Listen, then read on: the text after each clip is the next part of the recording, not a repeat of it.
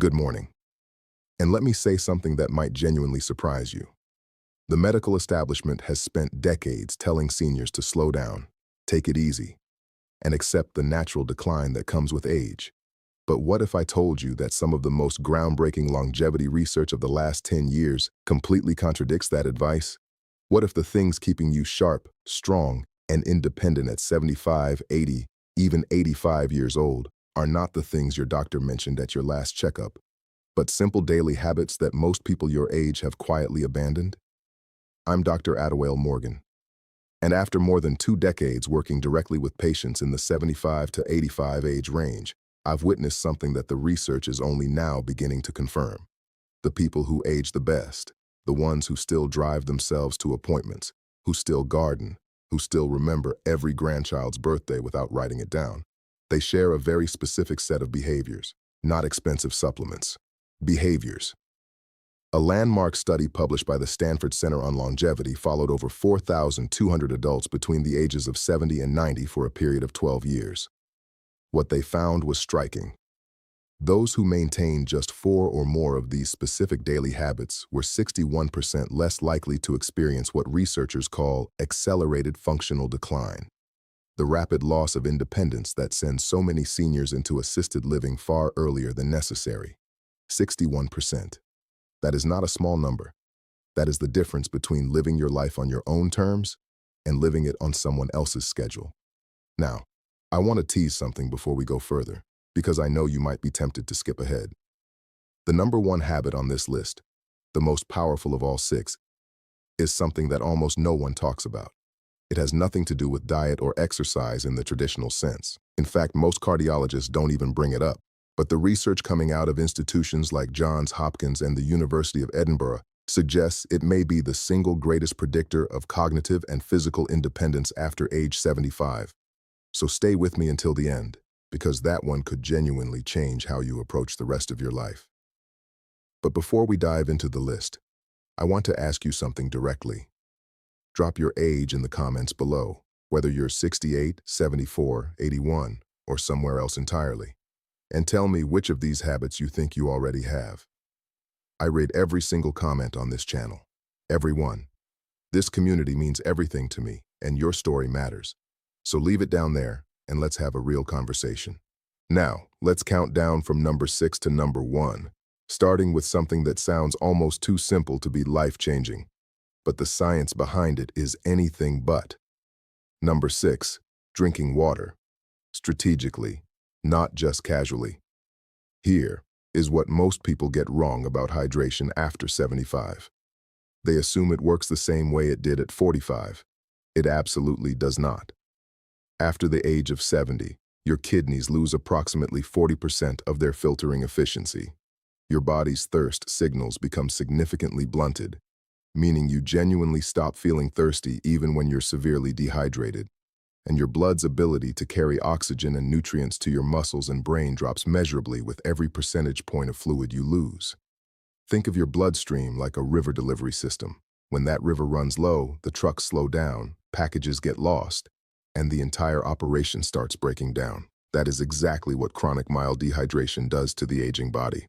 Research from the European Journal of Nutrition involving 3,500 adults over the age of 70 found that those who maintained consistent daily hydration above 1.8 liters showed a 38% lower rate of urinary tract infections, a 29% reduction in falls because dehydration dramatically impairs balance and reaction time, and significantly better scores on short-term memory tests. The brain is approximately 75% water.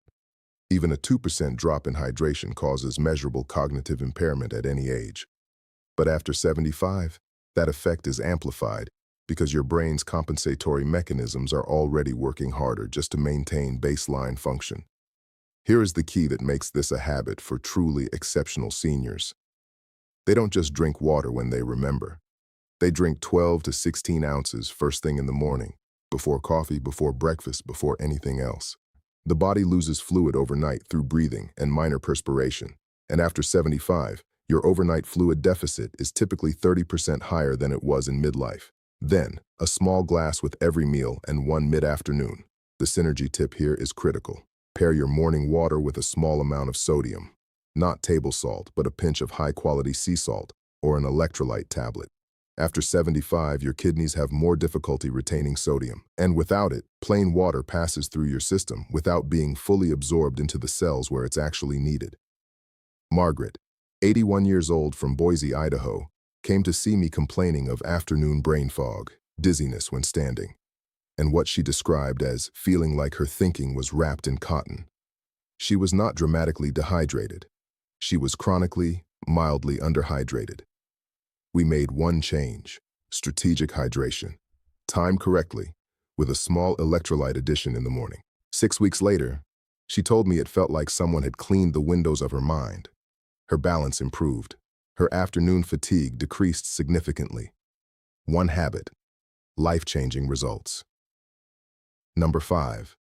Resistance-based movement at least twice per week. I need to be very clear about something here, because I see this misunderstood constantly. When I say resistance movement, I am not talking about going to a gym and lifting heavy weights. I am talking about any movement that asks your muscles to work against a force. Whether that's a resistance band, a light dumbbell, a wall push-up, or even carrying groceries with intention. The distinction matters enormously after 75 because of a process called anabolic resistance. In practical terms, it means that after 75, your body needs more signal, more intentional resistance, to maintain the same amount of muscle that a 50-year-old would maintain with half the effort. Your muscles are not lazy. They are simply harder to reach.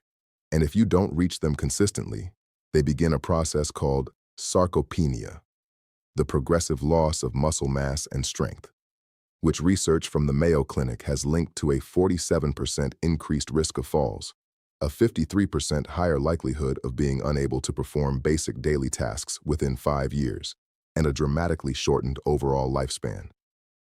A study from Tufts University followed adults aged 75 to 85 who began twice-weekly resistance training.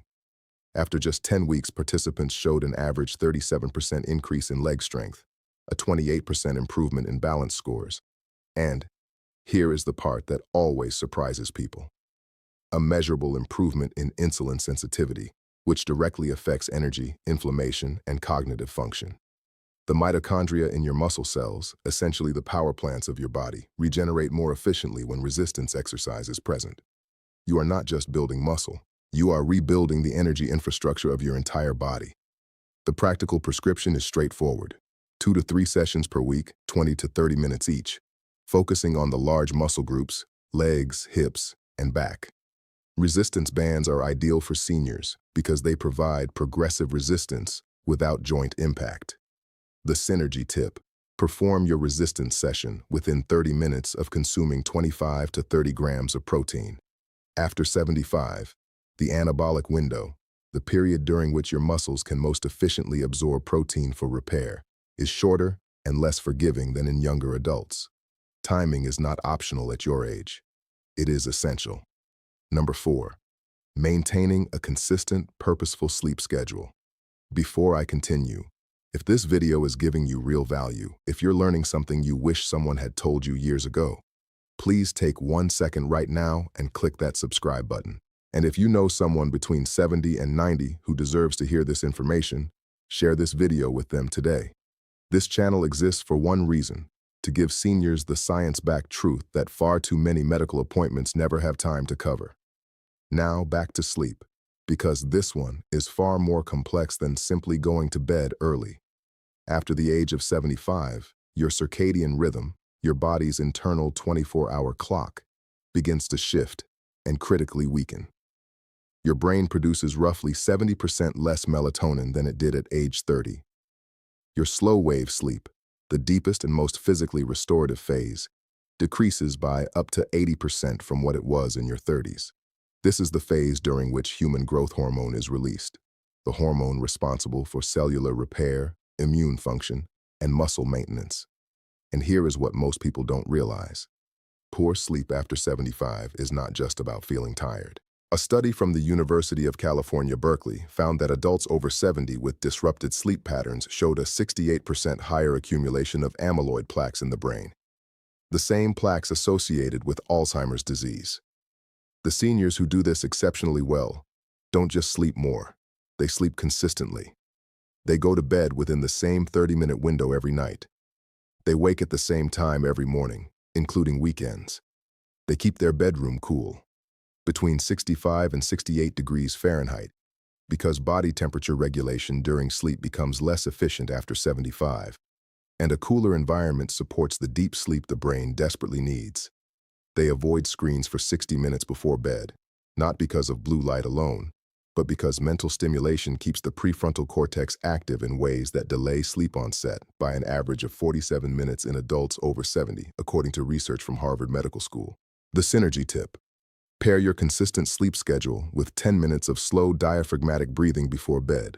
This activates the parasympathetic nervous system, your body's rest and repair mode, and research shows it reduces nighttime cortisol levels by up to 22%, making it significantly easier to reach and sustain slow-wave sleep in aging adults.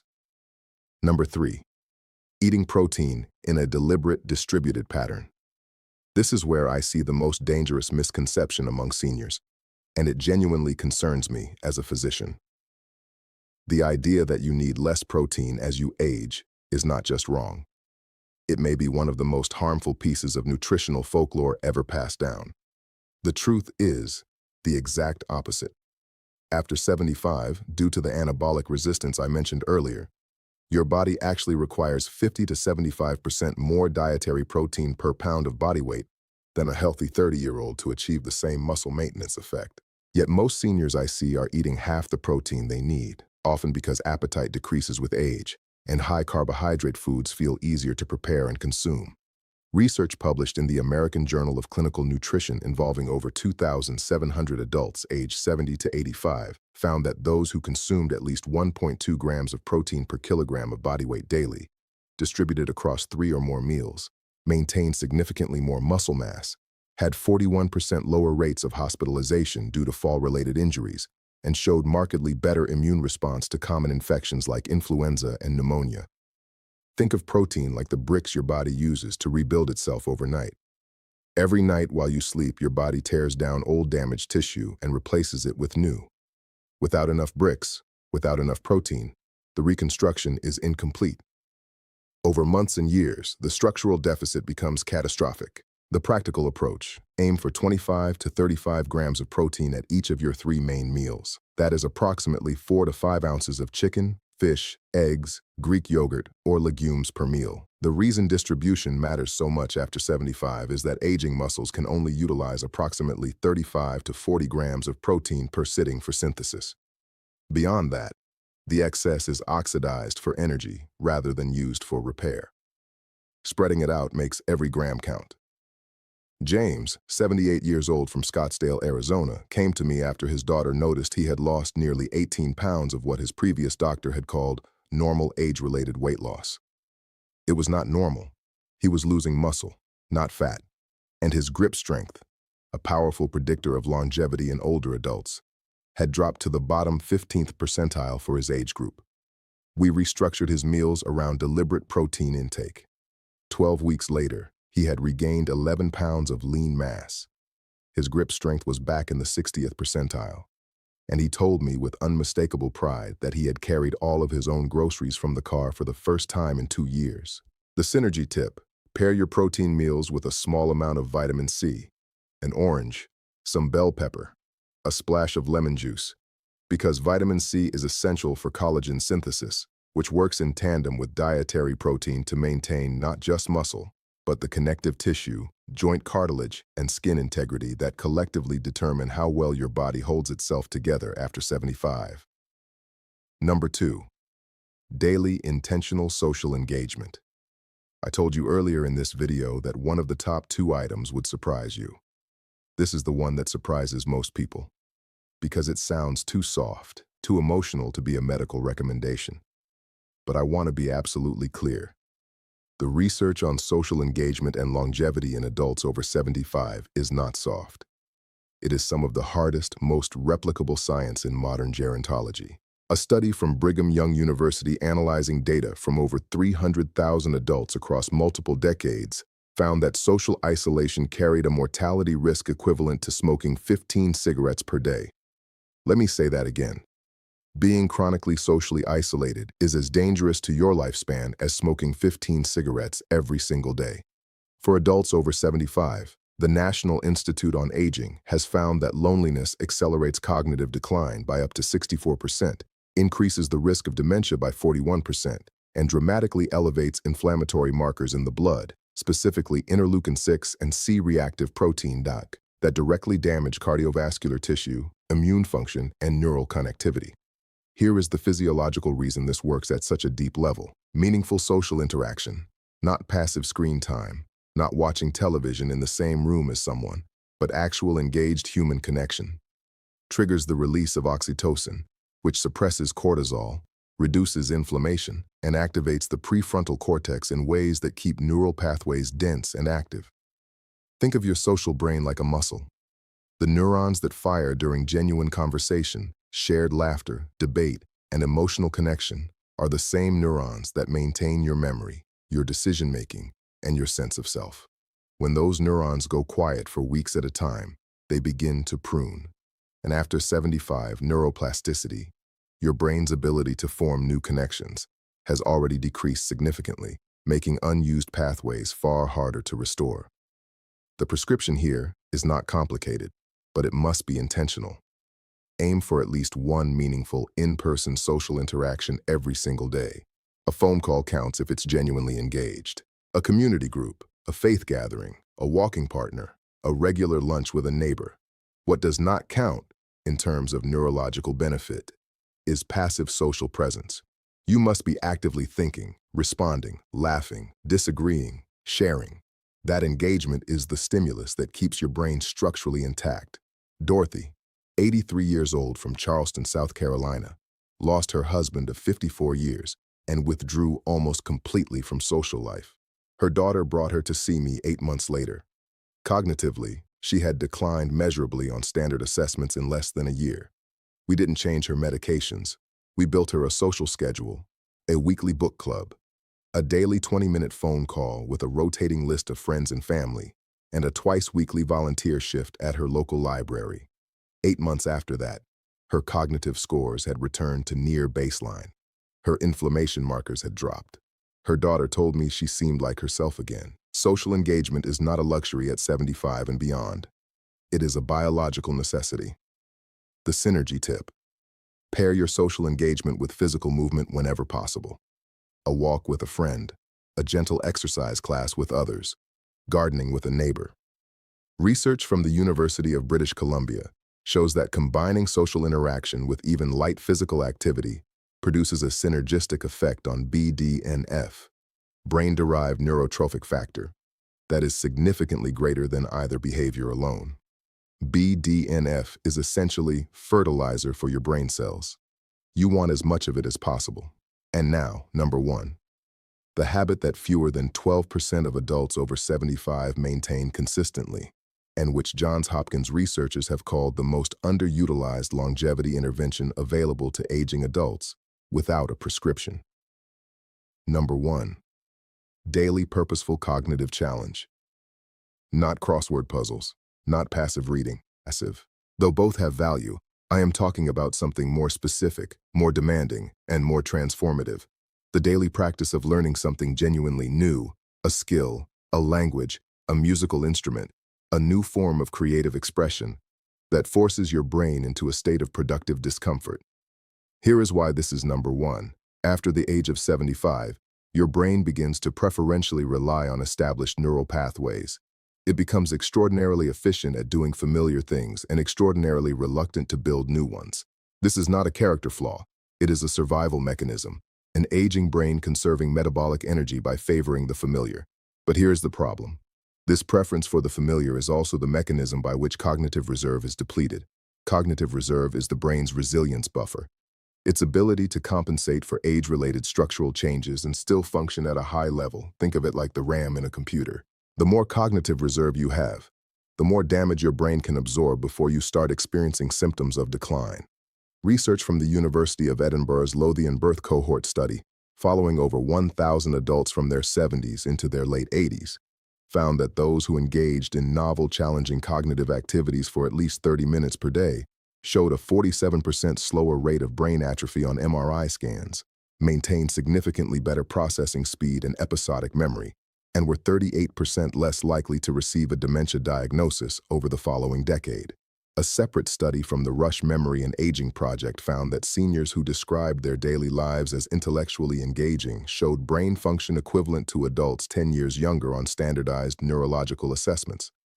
The mechanism is neuroplasticity, your brain's ability to reorganize itself by forming new neural connections. While neuroplasticity does decline with age, it never disappears entirely. The brain retains the capacity for meaningful structural change well into the 80s, but only if it is given sufficient stimulus. Novel learning is that stimulus. Learning a new language activates 5 distinct regions of the brain simultaneously, and has been shown in studies from the American Academy of Neurology to delay dementia onset by an average of 4.5 years. Learning a musical instrument engages fine motor control, auditory processing, memory, and emotional regulation in a coordinated way that no other single activity replicates. Even learning to cook a new cuisine from scratch, because it requires reading, sequencing, sensory attention, and motor skill, provides meaningful cognitive challenge. The practical approach: choose one genuinely new skill every 3 to 4 months and spend at least 20 to 30 minutes per day actively learning it. The key word is actively. Watching someone else play guitar on YouTube is not learning guitar. Sitting with an instrument in your hands and struggling through a chord progression is. The struggle, that productive discomfort, is where the neurological benefit lives. It is the cognitive equivalent of resistance training. The resistance is the point. Robert, 79 years old from Portland, Oregon, retired from a 40-year career as a civil engineer, and by his own description, spent the first 3 years of retirement doing very little that truly challenged his mind.